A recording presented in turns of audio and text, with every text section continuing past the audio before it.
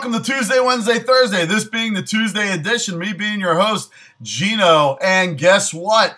Today is a special NBA Finals edition, and I am wearing my Finals press conference gear. You never know what these guys are going to wear. It's always something outrageous, and it's always something fun. So why not have fun here, giving you winners for tonight's games? First, let's get on with my good friends and sponsors at LouDogs.com. Find out why LouDogs.com is the hottest handicapping site on the web today. Go there, check out their free rolls and blogs from some of the hottest handicappers on the web at LouDogs.com. Now on with your winners today.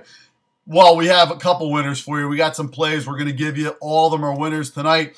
Don't forget, last year in the NBA Finals, I called the Dallas Mavericks to win that series 4-2 over the Heat. What happened? They won it 4-2 over the Heat, and we all made some money.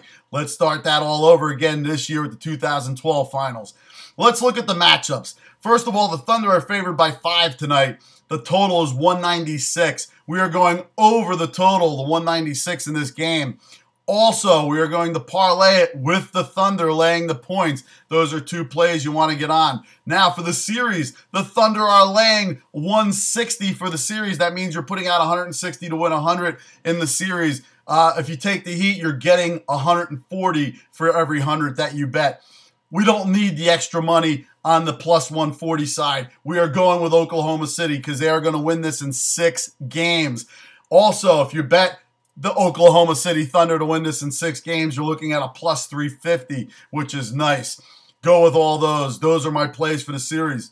Let's look at the breakdown. Yes, the Heat have the big 3 with Wade, Bosh, and LeBron. Bosh, we don't know really what his status is after that abdominal injury, the abdominal injury he had in the last series against an aging Boston Celtics team that took this Miami Heat team to a Game 7. We're looking at OKC, who was basically blown through the NBA playoffs. Not really blown through them, but they've taken out, let's see, Dallas Mavericks, champion last year. They've taken out the Lakers, a couple-time champion in the last decade. And the San Antonio Spurs, another championship team, which really I thought was going to actually take the whole thing this year. They didn't. But guess what? It was a very tough team. They started them off down 2 in that series and reeled off 4 straight games against a very solid San Antonio team. Whereas the Miami Heat have gone through what? The Pacers, a team that's starting to kind of build themselves up. They beat an aging Celtic team in 7 games. It took them to win that series. And I know Bosh helped, and they didn't have him the whole time. But what was LeBron doing most of those games? I know he had a great average points-wise, assists. He did something that nobody has done since Wilt Chamberlain. But guess what? That was in 1 game. He came up spotty. Yes, his average will look good, but that's because you're putting all the games together. Look at the games he disappeared in, the fourth quarters he disappeared in. I'm telling you. Yes, Miami has the big 3, but the Thunder have their big 3, or 4, or 5, or 6. Let's take a look. Yes, they got Westbrook, Durant, and I'll block you, averaging 3.3 blocks and 10 points a game and 6 rebounds a game. Ibaka is awesome. Look for him to have a huge game. But let's take a look at the depth on that team. The 6th Man of the Year award. Yes, James Harden, awesome player, can come off the bench and just light it up at any given time.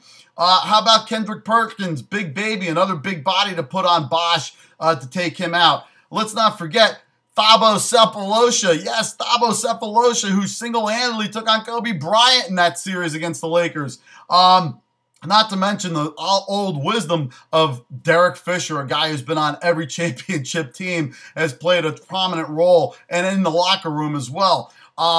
Nick Collison, let's not forget about him and his defense and consistent play. Scott Brooks, I think, is a much better coach at this point than you're looking at with Spoelstra. He has a much more cohesive being the key word with this team in the OKC Thunder. Yes, I know the Heat have some players. They have Mike Miller, a guy who shows up every once in a while, hits a 3, plays some defense. Chalmers shows up every couple of games. Ed Curry, when was the last time we really heard his name mentioned? Wade, is he still hurt? He's been battling injuries all season. And guess what?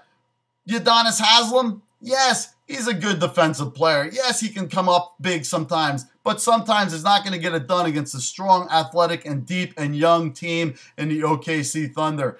And I know they don't have the experience of being there last year in the finals like the Heat have, but what did the finals really accomplish for the Heat last year? Nothing, a 4-2 loss.